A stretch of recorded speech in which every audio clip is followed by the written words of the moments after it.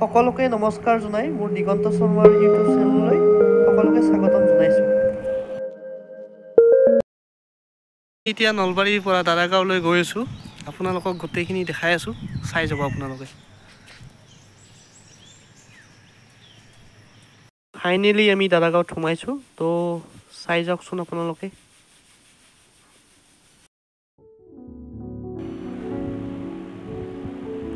তো আমি দাৰাগাঁৱত সোমাই নদীত অলপ সাঁতুৰিলোঁ। ইমান ধুনীয়া পাহাৰৰ মাজত নদীটো বৈ গৈছে, ইমান ধুনীয়া লাগে। আৰু চাই যাওকচোন আপোনালোকে, গোটেই পাহাৰখন ইমান ধুনীয়া, একদম মানে কি ক'ম আৰু, বহুত বেছি ভাল লাগে ইয়াত আহি। নদীৰ পৰা আমি ওলাই আমি ইয়াত ওচৰতে থকা দোকানত কিবা অলপ খাবলৈ আহিছোঁ। মানে কি খামনো আৰু, ইয়াত ৰুটি আৰু চব্জি খাই দিলোঁ। তো ইমান ধুনীয়া পৰিৱেশ, জুপুৰি টাইপৰ ঘৰ এটা, আহিয়ে কিবা এটা মনটো ভাল লাগি যায় আৰু ইমান ভাল লগা মানে পৰিৱেশটো, কি ক'ম আৰু।